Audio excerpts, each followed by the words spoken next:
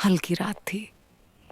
चांद बादलों के पीछे छिप छिप कर झांक रहा था और सुमित्रा धीमे कदमों से घर की ओर बढ़ रही थी, जैसे हर कदम उसके दिल की उलझनों को और गहरा कर रहा हो।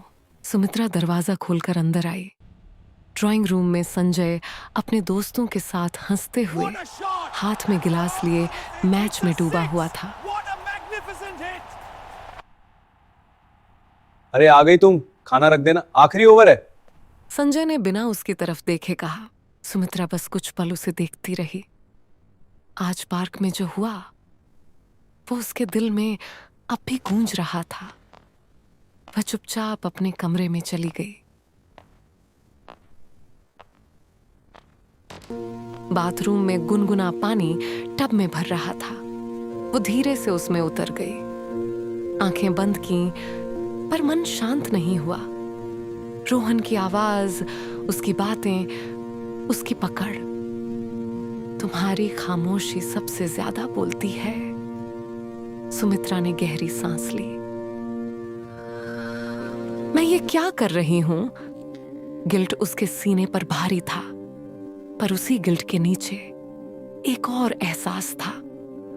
एक ऐसा एहसास जो उसे याद दिला रहा था कि वो अब भी जिंदा है, कि उसके भीतर अब भी धड़कनें हैं जो सिर्फ जिम्मेदारियों के लिए नहीं बल्कि चाहत के लिए भी धड़कती हैं। क्या मैं सच में इतनी अकेली हूं? उसने खुद से पूछा। बाहर हंसी और शोर था, पर उसके हिस्से में सिर्फ सन्नाटा। फोन की स्क्रीन टिमटिमाई। रोहन, कल उसी बस स्टॉप पर मिलोगी जहां से तुम घर जाती हो। उसकी उंगलियां कांप गईं। कुछ सेकंड, कुछ मिनट जैसे ठहर गए। सुमित्रा, ये ठीक नहीं है। रोहन, जो दिल चाहता है वो अक्सर ठीक और गलत से ऊपर होता है। उसके शब्दों में कोई जल्दबाजी नहीं थी, बस एक भरोसा। सुमित्रा ने देर तक स्क्रीन को देखा, फिर टाइप किया, कल शाम 5 बजे।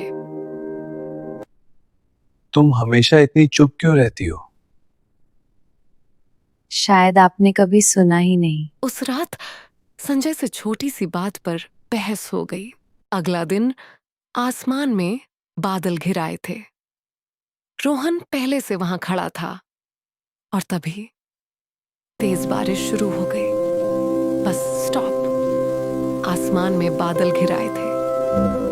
रोहन पहले से वहां खड़ा था और तभी तेज बारिश शुरू हो गई। भीगते हुए रोहन ने उसे देखा।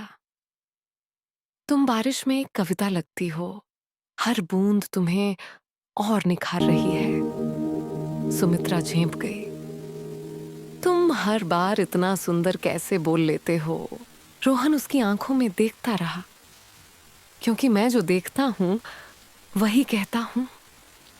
बारिश की बूंदें उसके चेहरे पर ठहर गई थी। रोहन ने धीरे से उसका हाथ थामा और उसके गाल से एक बूंद हटा दी। काश ये बारिश की मेरे अल्फाज होते जो हर पल तुम्हें छूते रहते।